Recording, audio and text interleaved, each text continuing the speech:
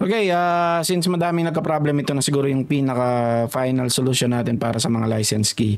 Madami kasi nagkaka-problem, lalo na yung mga VPN, naka-VPN, mga may firewall, mga antivirus connection, mga ganon. Ayaw niyang mag-call out sa ating website. Ayaw niyang hindi makapasok yung ating URL. So, ito na yung solution natin. Magkakaroon tayo ng offline key, license key para tuloy-tuloy. At hindi laging nagche-check yung license natin kung valid ba yung license ninyo, no? So, ito, ganito ang gagawin natin. Unang-una, mag-download kayo ng MetaTrader 5 sa mga newbies. Ito, tapos i-install ninyo at kunin ninyo yung key sa admin na kausap ninyo. Make sure na yung page na kausap ninyo is yung may 56,000 followers at saka yung may blue badge. Kasi may nagpapanggap na dagdag kita na nangi-scam, okay? So, nandito na tayo sa site. Punta tayo dito. Kunwari, na-install mo na yung MetaTrader 5. Madali lang naman yon, sunod-sunod lang yung mga yung mga instructions niya. Ngayon, pupunta kayo dito sa Activate License Key. I-activate natin yung license natin at saka yung ibabind natin yung trading account number. Okay, ito papakita ko lang din. Ito yung trading account number ko kasi kakopy ko lang muna yan. Yung trading account number ninyo nasa dashboard ninyo yan. Ito kasi nakalagay na yung sa akin kaya dito ko kinuha. Okay, balik tayo dito. Ngayon lalagay natin yung trading account muna yung ilagay ninyo dito mga tol. Huwag demo. Hindi yan madidetect. Yung unang lagay ninyo, make sure na trading account yan. Live yan. So, since nandito na nakalagay na to, punta tayo dun sa license key natin. Ito, ikakopy ko lang, no? Tapos, ipipaste nyo dyan. Regardless, may space or wala, activate nyo lang. Mag-active yan. Ayun. Na-detect naman niya yung mga characters. Okay, balik tayo sa login. At ilagay nyo lang yung key ninyo. Ayan, regardless kung may space. At yung trading account optional lang yan. So, login na natin at makakapag-log in na kayo dito. Ngayon, ang una ninyong gagawin is i-update ninyong profile ninyo. Update profile. Missing parameters. Okay, ito pala, inayos pa lang to. Later na lang yung pag-update ng pagka siguro kayo, ilalagin na ninyo, nandyan na yan, yung name at saka yung email. Ngayon, ang gagawin ninyo, pwede na ninyong ilagay dito yung mga demo accounts ninyo, tapos yung second account, pero pwede mo nang i-reserve ninyo. Ngayon, ang unang gagawin natin dito is ida-download natin yung latest EA. Ayun, na-download na. Makikita nyo naman yung version dito, no? Sa mga naka 2, version 3.02, no problem yan. No problem. Hindi nyo kailangan mag-update muna, no? Pagka sa 4 na, doon na tayo mag-update. Tapos, i-download ninyo yung license file. Ito, mahalaga yan. Kaya i-download ninyo. Ngayon, minsan kasi pagka nag-update tayo dito, halimbawa nilagay ninyo yung account number to ninyo, kailangan nyo ulit mag-download ng license file. Pagka dinownload nyo ulit yan, may nakasulat na mga numbers dyan. Okay, so kunwari, na-download na ninyo, no? Nandyan na. Ngayon, punta tayo dito sa MetaTrader 5 account. Ilalagay muna natin yung account natin dito. Punta kayo sa ninyo, punta kayo sa broker ninyo, kunin ninyo yung account ninyo doon, yung mga login details at ilagin ninyo sa MetaTrader 5. Pagka hindi ninyo nakikita itong mga to, kunwari, binuksan ninyo ganito, ayan, at wala, as in wala. Punta lang kayo ulit dito sa view, market watch, tapos navigator, kung saan mo makikita yung bot mo. Tapos, dito sa, yung toolbox. Ayan, para makita mo yung mga errors, nandyan. So, ngayon, kunwari, wala pa dito yung account mo. Maglalagay ka pa lang. Punta ka sa accounts, right-click mo lang, open an account. Ayun. So, since nandito ka na, hanapin mo yung broker mo. Kunwari, Vantage, ilalagay mo lang dyan. Or Xness. Ayan, no? Lagay na, no?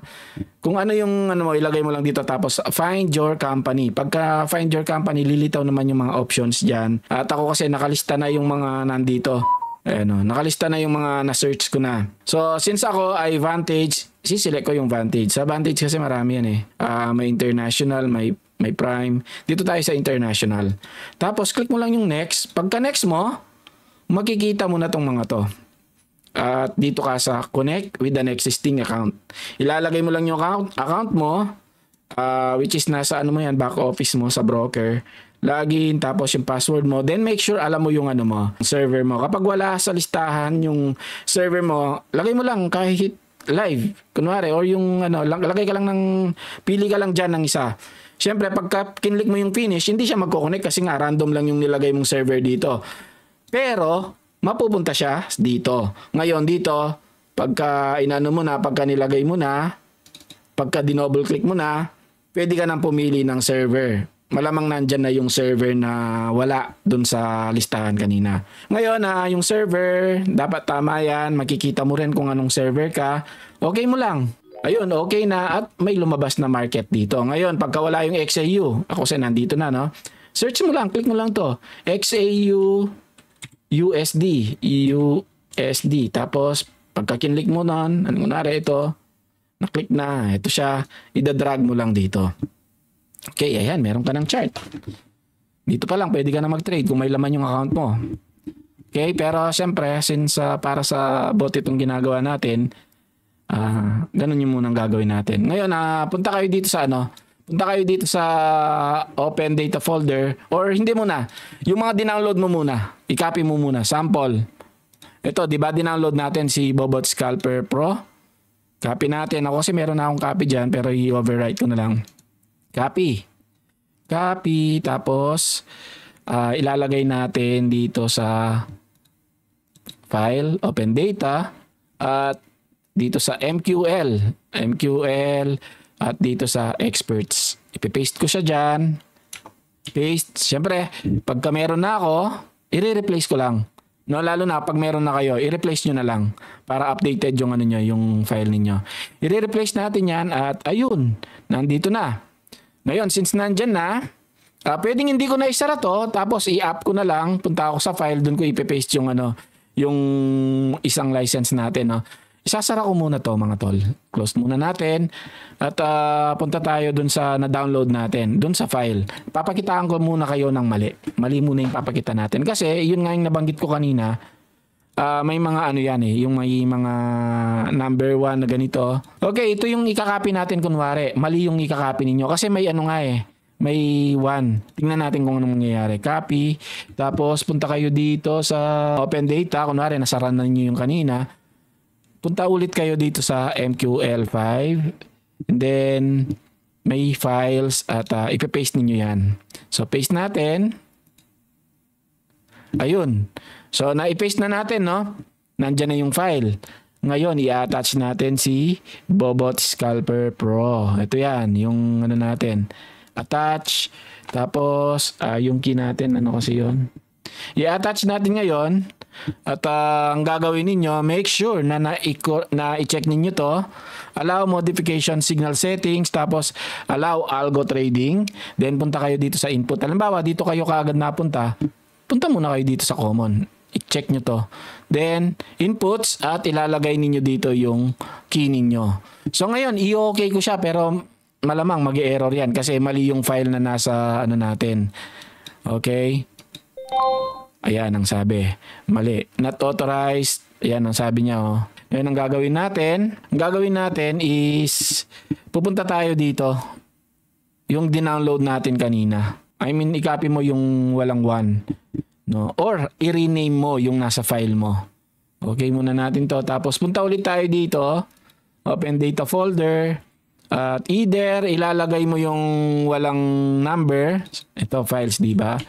Either ilalagay mong ganon or delete natin to. I-rename mo to. Nawala yung Yun. So ngayon, pupunta tayo dito sa at natin, i-attach natin ulit si Bobot, no? Ayun. I-attach natin at ilalagay natin yung license natin. At yun, okay na, no? Ulitin ko lang, kailangan yung ilalagay ninyo is walang nakalagay na na parenthesis at saka number. Yung file mismo. Kasi kada change mo ng file dito sa natin or data dito sa website, ganun din mag-update yung license, no. Pagka nilagay mo yung bago mong account dito, kunwari naglagay ako ayan 444 tapos i-save ko. Pagka ilalagin mo dito sa 444 at gagamitin mo yung license na una mong dinownload, hindi siya gagana. Hindi siya gagana kasi pagka-save mo dito, ayun, na-update na yung license file mo. Kaya gagana lang yung second account kapag ka ang nilagay mo is yung updated din na license file. Okay? Pati sa demo, ganun din. Pagka nag-update kayo, naginalaw ninyo dito, kunwari, download na naman. Yun yung nagiging problem natin dito is pagka kada download mo, download ulit, nalalagyan ng number yan kung hindi na di-delete yung file na nandito sa download folder mo. Ayan, meron na naman, no. Kaya make sure pagka pinaste mo ito dun sa file, tanggalin mo yung parenthesis tsaka yung number or i-overwrite mo dun sa walang parenthesis tsaka number. So, ganun lang siya at gagana na siya. Ngayon mga tol, since nandito na kayo, naman natin si Bobot, paganahin naman natin, no? Baka kasi nai-attach na ninyo, ganun, iniisip ninyo magte-trade na siya. Okay, unang-una, pagka may error yan, check ninyo dito sa journal. Makikita nyo yung journal na yan, tapos yung experts sa dalawang yan. So ngayon, Bobot Scalper Pro Web Initialize offline license, okay. Ayan, ibig sabihin yan, offline license natin, okay na okay siya. Inalis ko na yung online para hindi magulo. Ngayon, nandito tayo, lagay lang natin sa M5.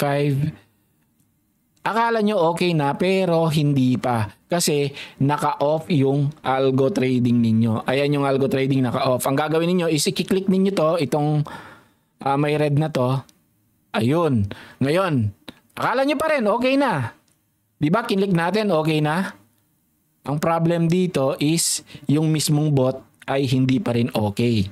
So, magtataka ngayon, bakit maghapon walang trade siya, no? Naka-okay naman yung algo trading ko. Si mismong bot pala ay hindi. So, ang gagawin mo dito, right-click mo, no? Tapos, algo trading. Ayan, click mo lang yung algo trading. Ayun, diba? Pagka kasi yan, naka-uncheck, tapos ito naka-on, wala rin kwenta. Dapat ito, naka-algo trading din tayo. Ayun.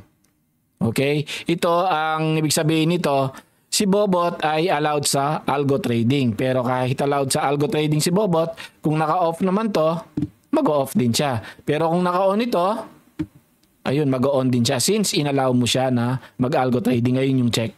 Pagka hindi naka-check yan, kahit i-on mo to, i-off mo, hindi yan mag-on. Dapat right-click and then algo trading. Okay? So, yun yung common issue na nagiging tanong ng mga marami. Naka-on naman yung algo trading ko pero yung algo trading ng bot mo is hindi siya naka-check. Okay? So, I think yun lang. At siguro yung parameters dito, tsaka na natin pag-usapan dun sa isang video, no? Pero madali lang naman na aralin. Okay? So, thank you and God bless mga tol. Pasensya na kung magulong konti yung wala pa tayong tulog No, yung natin explanation. Thank you and God bless mga tol.